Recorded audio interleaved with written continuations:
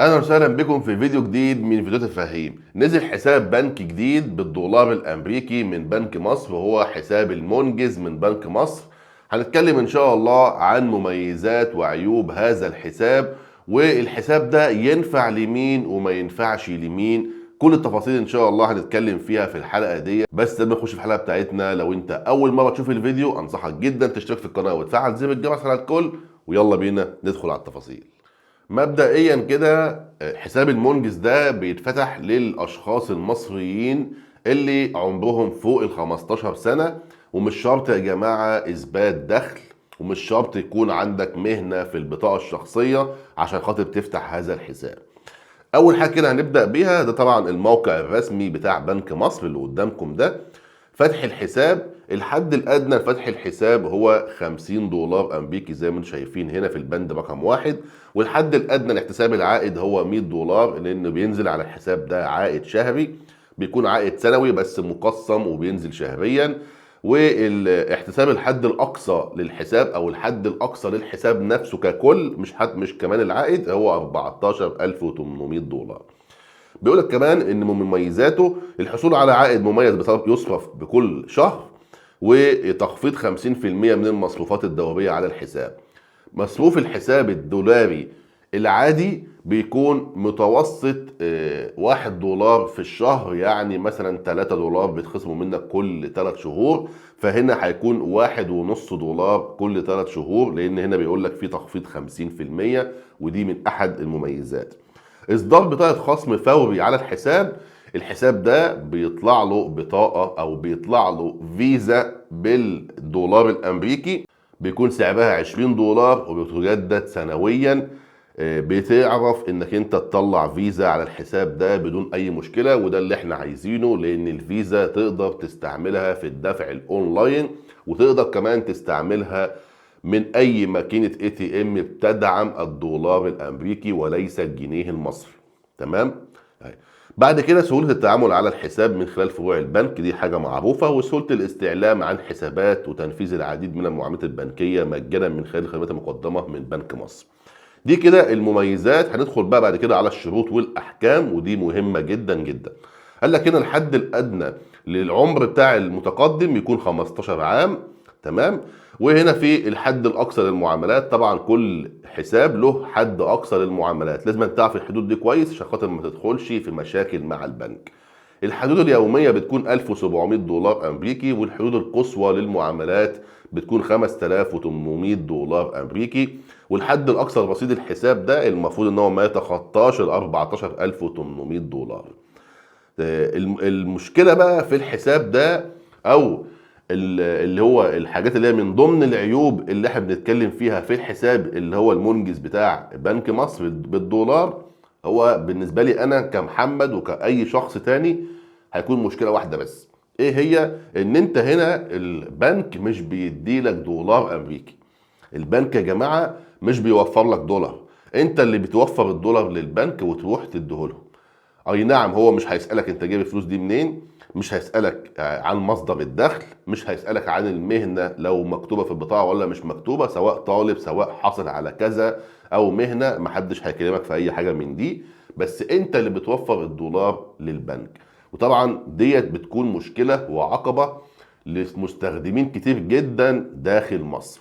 بس انا حبيت اقول لك المعلومة عشان خاطر ربما يكون في اشخاص بيقدروا يجيبوا الدولار. فانت لو جايب الدولار بتروح البنك بتديهم الدولار، الحد الادنى فتح الحساب 50 دولار، بتقول لهم انا عايز افتح حساب المنجز بالدولار الامريكي، بيفتح لك الحساب، وكمان الحساب بيكون له رقم ايبان دولي، اي حد يقدر يبعت لك فلوس بالدولار من خارج مصر تقدر تربط هذا الحساب على باي بال بدون مشكله، وتستلم فلوسك وارباحك من باي بال على الحساب الدولاري.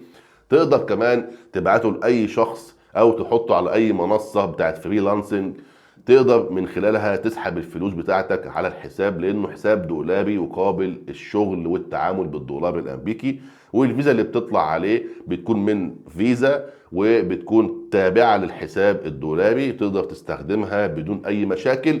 وهنا هتوفر ال10% عمولة تدبير العملة اللي بياخدها منك نفس البنك لو انت معاك كريدت كارت. لان احنا عارفين ان الكريدت كارت بتشتغل بالدولار، ولكن بيكون في عمولة 10% اسمها تدبير عملة، لان الكريدت كارت انت بتدفعه بالجنيه المصري والبنك هو اللي بيحول وبيدي لك دولار. انما في حالتك انت هنا في حساب المنجز من بنك مصر، انت اللي بتوفر الدولار للبنك، فالحساب بيكون بالدولاري، والدفع بالفيزا اللي هي مرتبطه بهذا الحساب بتكون ايضا دولاريه، وانت عندك حسابك فيه دولار، فبتدفع المعامله بدون اي رسوم نهائيا.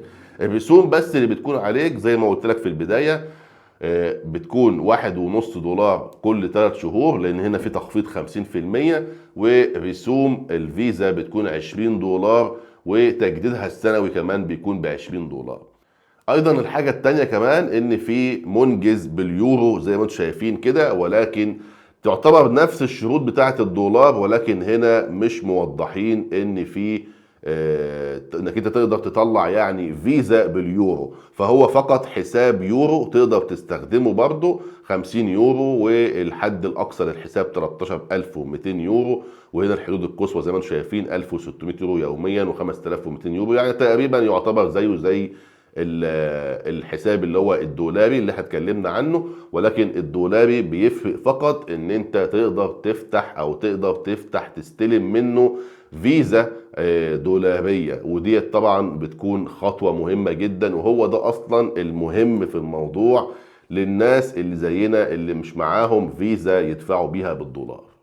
دي كده كل مميزات وعيوب حساب المنجز الدولاري من بنك مصر. ولو سألتني ايه هو البديل، هقولك طبعا البديل الشائع جدا في الفيز الافتراضية اللي بتتعامل وبتدفع بيها بالدولار الامريكي على المواقع، وعلى اكتر من 90% من المواقع هي فيزا ريدوت باي الافتراضية.